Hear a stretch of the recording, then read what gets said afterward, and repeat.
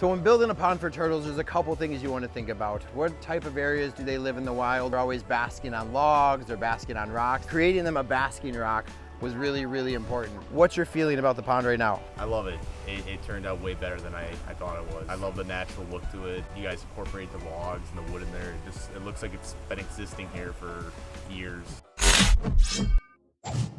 All right, guys, this one's gonna be great. It's we're out here in Woodridge at Justin Brenza, 100% day pond for turtles. It's got an uncle that passed away, and we're gonna do kind of a tribute to his turtle collection. But we got a waterfall coming over here, kind of falling on an angle this way. I want to make sure that the profile of the waterfall can be viewed from up in there, kind of come into a small little pool in this way, and then we've got a nice gentle slope.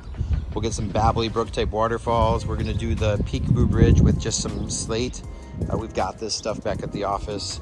And then we've got a pretty decent grade change right here. We're gonna do a 8 by 11 foot pond in this area. They're gonna bring electric from there down along here and mount it over here on the side. The skimmer box is gonna go kind of over in that corner, opposite side of the waterfall. I wanna bring out, we're gonna do the whole thing out of bog gravel and pea gravel. I want to bring out some stumps, I want to bring out some driftwood, and everything we can to make this a really cool turtle pond. Every job starts off the same way. We pull up to a neighborhood, cause all kinds of commotion, and this one is no different than every other job we've done. We've got the whole team out here. We've got all of the product, all of the equipment. We've got a mini excavator, a dingo, our ball carts, which are tree dollies, the wheelbarrows, the shovels, etc., etc., etc. And in this job, we even had to use the customer's lawnmower. He had some extremely long grass. We just needed to cut it because what we want to do is come in here, pull up all of that stuff, and give ourselves a nice template to work with. Trying to take a sod cutter through seriously long grass is very difficult. So I did mow the yard for him, and this is allowing us to kind of roll this stuff up. One thing we did notice with our sod cutter is I think the blade needs to be sharpened because it was not easy at all to pull up this grass. So we got it all up. Now we paint out the pond. We're going to be building a larger pond here. It's approximately 19 feet by about 13 feet. So a pretty big pond, and it's going 3 feet deep. Now remember, this is a turtle pond. The biggest obstacle we had on this pond was the severe grade change. From the left side of the screen to the right side of the screen there where the excavation was, set about 2 feet different. And I couldn't build the right side up 2 feet because I'd have 2 feet of soil up against the fence. So we have a big deep cut into the left side of the pond excavation here. Once that was done, we got our fabric in, our liner in, and then you can see these logs. And to me, the logs were going to be the most important part of this turtle pond, really making it look more like an exhibit than just somebody's backyard. The turtles meant everything to Justin and the rest of his family, and we really wanted to give these guys a fighting chance. The turtles were left to them by their uncle, and their uncle cared for these turtles for over 20 years. One of the turtles actually being, I think, 36 years old. Hey guys, as you're watching this video, make sure you check out the link below. It's the only time we've ever done it. We are doing a backyard makeover giveaway, 100% free for you guys. You guys can win a backyard like this, if not even nicer, just by clicking the link below. Like, comment, subscribe, and share. We'll be to your yard soon enough. But he does not know how to use a drill. So this is what I have to do. I only have so much storage on my phone, you know that, right? Well, then start it over. Delete that and start over. What was that? Huh? Start.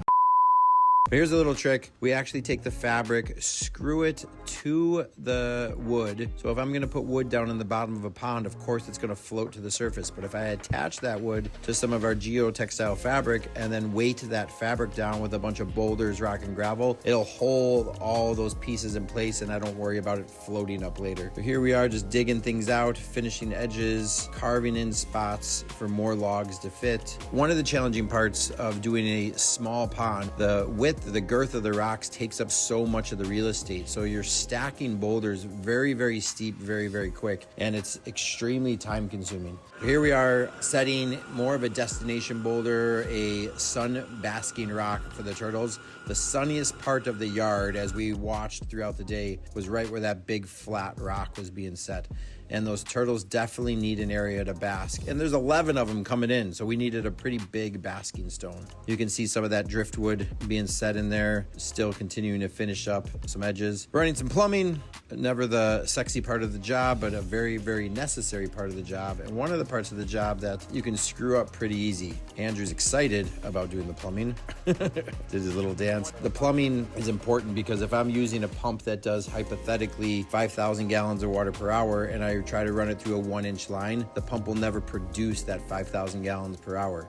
So one of the big things we wanted to do with this turtle pond is really try to mimic their natural habitat. And anytime I've ever seen a turtle in the wild, they're always kind of sunbathing up on a log or a rock or someplace. And as you get closer and closer, they jump off because they want to get away from you. But we're going to try to create as much of that as we possibly can in this small pond. Remember, the pond's only like 14 by 20, so it's not really, really big. And there's 11 old turtles. One of them is as old as 36 years old. So some pretty big turtles in here. So we wanted to create some different spots. So we've got this log here. One of the key things we want to do when we set logs into a pond is make it look like they've been here forever. So that really means carving them in.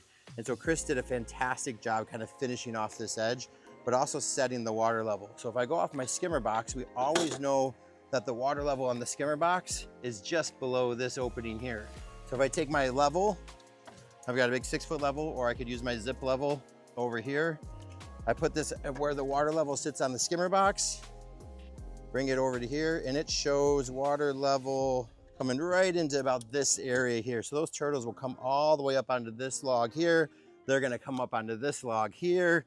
We've got a big basking rock sitting over here with that white bucket on it. We're even gonna come in and take this and cut this down to just above water level. So we're trying to create all different types of habitats. So the idea behind some of these stumps was to give more reason for some of these logs all over the pond. So at some point, if you can only imagine, we're big, big, tall trees, and over time, this had kind of turned into this swampy area. Things had rotted off and died, leaving back behind some of these stumps. So water level is gonna come down into here. First stump we set was this guy here, and it just felt very lonely. So we gave it a brother and a sister sitting over here. And I think kind of the trifecta of stumps just gives it more of this natural look. Adding just one piece of wood to this pond wouldn't look right. So aesthetically, we're adding a bunch. I think I'm even gonna come in and take this guy right here and carve him in on this angle, really just trying up all this rock and everything else. So we got this log in. I love the way it turned out. It's way above water level. Water level is way down here, but something happened that I wasn't anticipating. I didn't see this kind of like notch in the log right here. And so this comes down like this comes up high here. This gives us the opportunity to build a waterfall coming right out of here. And this is where pond building is really such an organic process. So many times people want us to draw pictures or show them exactly what the waterfall is gonna look like. Had no idea this was gonna happen. The log just kind of spoke to you and said, hey, let's be a waterfall now, not just an aesthetic part of it. And by doing this, by bringing this log in here, and now I have to come in here and backfill this, it reduces the height of the rock that I had to use back behind me to create a big tall waterfall. So it kind of solved a problem, and I think ultimately it's gonna be way more aesthetically pleasing. So this should look pretty cool. Get a little drop back in here, little pool, and then drop again, giving them lots of sound right next to the fire pit.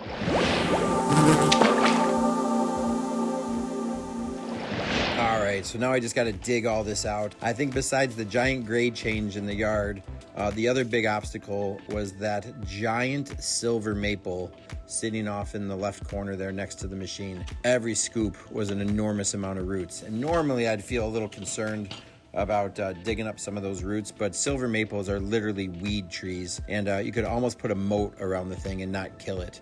If that was an oak tree, I would have killed that thing pretty fast. But silver maple, no worries. I can get pretty close to the thing, and that tree's not gonna skip a beat. It'll do just fine. Oh, you took apart my thing. Oh, That was my I didn't say to I kick wasn't- out the water, I wasn't Jack. paying attention. Jack. No one. That's not how it went. There was more thought to it than that. No one told me. You are all Multiple visions on a project are usually not a challenge, and when Ed Ballou, the pond professor, is there, Jack should have just bowed down and said, yeah, Ed, whatever you want, because Ed's got 32 years of experience over Jack's 5.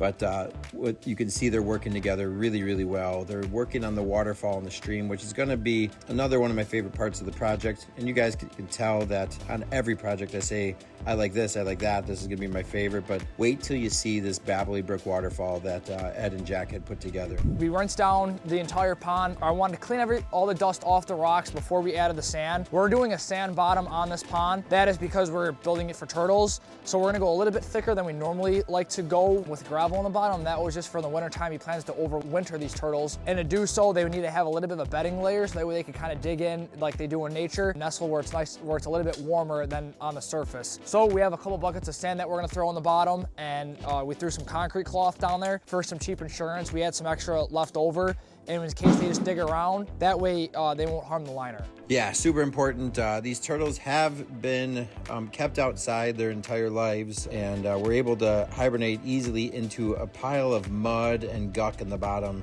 and we just don't want that mud and guck in the bottom. So we gave them a decent amount of sand in the bottom so the bromation process is easily achieved. Here's what we did at the last minute. We added Justin's idea. He said, Brian, I'd rather have more filtration than not enough. So we have 2 of these 6,000 BioFalls on there, and 2 of these BioFalls for 11 turtles is gonna be more than enough. The other thing that BioFalls is gonna do is give them 1 more waterfall, which makes another waterfall visible from that fire pit patio. Adding the filtration was the more important part for Justin, but for me, the aesthetics and stuff are always really important. And adding that other waterfall was gonna just add that much more beauty and that much more character and that much more aeration for the pond. What was created in a very small space back here was just outstanding, and the entire neighborhood knew about this thing.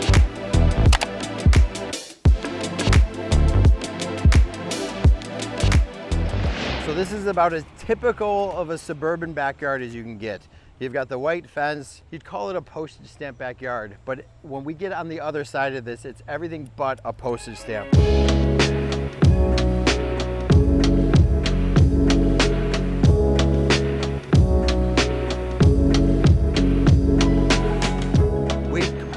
And I say we, the rest of Team Aquascape, Ed Ballou, the pond professor, came out here and built an extraordinary pond. You know, you have these visions in your mind of what it's gonna look like when you meet with the customer. And we met with these guys, Justin, about a year ago. And I knew we'd put a pond down here in the bottom. I knew we'd do a stream, but it turned out so much better than I ever thought. So when building a pond for turtles, there's a couple things you want to think about. First is, what's their habitat? What type of areas do they live in the wild? What do they do in the wild? And every time I've ever seen a turtle, especially in the wild, they're always basking on logs, they're basking on rocks. They really want that sun. So creating them a basking rock was really, really important. I think this rock served multiple purposes though on this pond. Not just a basking rock for the turtles, but their German Shepherd Mila loves coming over here, standing on the rock, staring back at the turtles. It's also gonna serve for a great place for them to put kind of a little bench over here and make this the fish feeding, turtle feeding, Mila watching rock. We used to call them destination boulders. It also invites people to walk right out onto the rock, but this rock is intentionally put here way more for the turtles and the turtle feeding area. And if you look back off in the distance over here, you're also gonna notice all these different logs. At Aquascape, we bought a bunch of driftwood about a year ago, and this was the perfect project to bring it out on. I've got this kind of collection of stumps over there. We have a cool little log waterfall back over there. And then you have logs that kind of dive in and out of the water. Some pieces just kind of coming across. I'll show you one rock that I know they've been basking on. So when we do these logs, it's really important to look like Mother Nature didn't just drop them out of a tree, but they kind of washed up into an area, and then over time, Mother Nature kind of made them look like they were set into the banks and stuff. And so we spent quite a bit of time like carving these logs into the hillside, carving this one back into the hillside. Not only does it serve as a great basking area for the turtles and an area where they can kind of come up and grab food, but it's holding back this entire pond edge. This one here kind of slopes in and up, and we knew the turtles are exploratory, so they were gonna kind of walk all the way around the yard. Which brings me to another very, very important thing if you're gonna build a turtle pond, and it's this. This entire yard had to be turtle proof. Turtles are migratory by nature, so they're always wanting to walk around.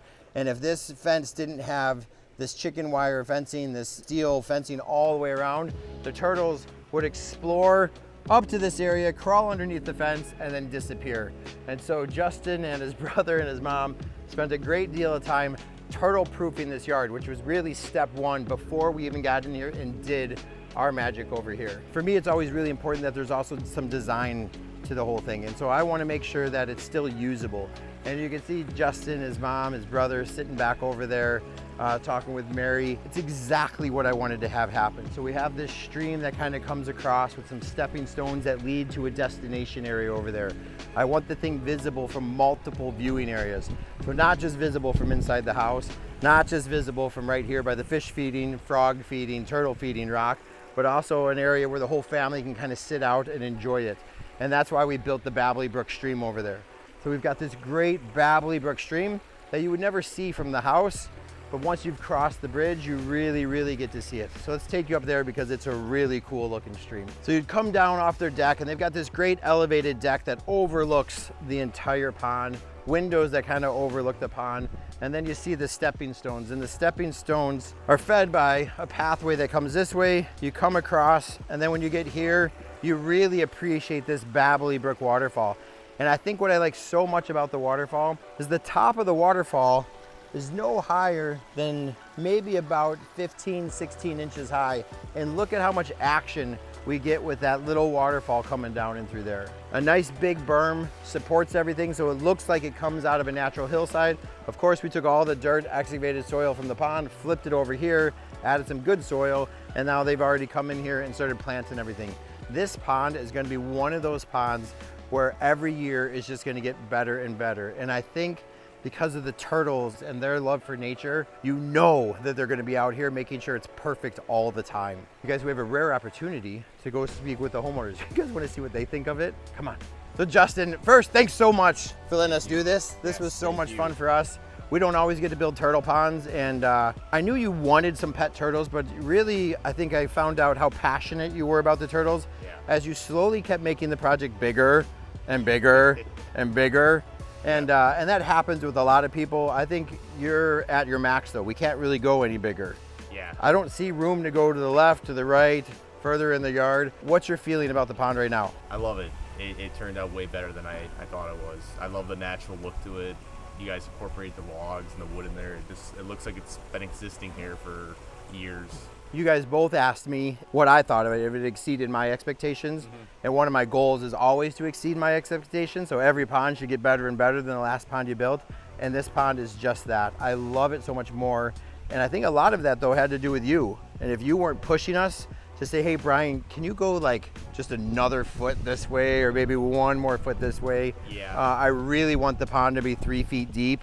I think the 3 feet deep, I think the sand on the bottom of the pond looks amazing. I was really worried about that big rock wall on the back, but I think the use of the driftwood and some of the other things that we put in there really helped soften it up.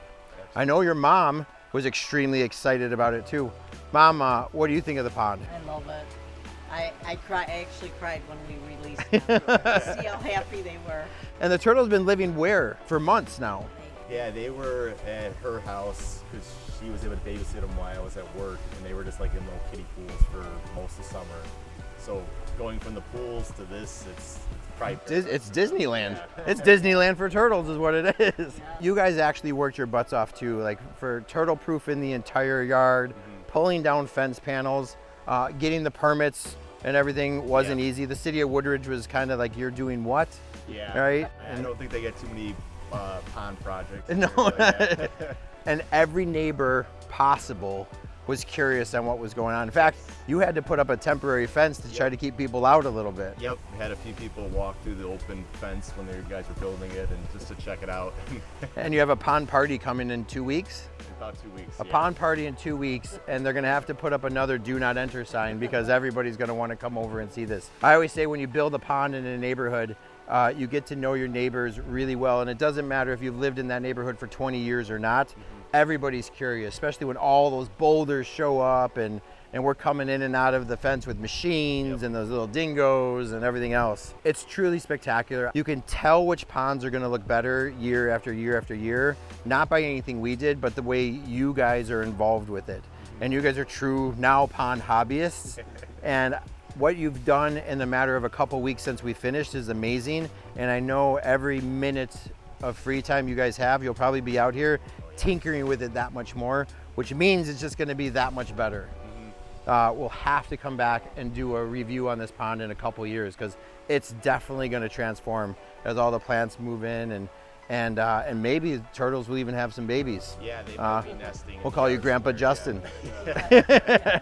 All right, guys, last time I said it was a gentle reminder, and then I said, no, it's an aggressive reminder, but it's definitely my time to remind you, if you like projects like this, you have the opportunity to win a project just like this, if not bigger and better, just by entering the contest. You guys check out the links below, check out all of our other social media options to win a project like this. Look into the past artists of the year and see what they're doing. You guys could have this in your backyard in less than a year.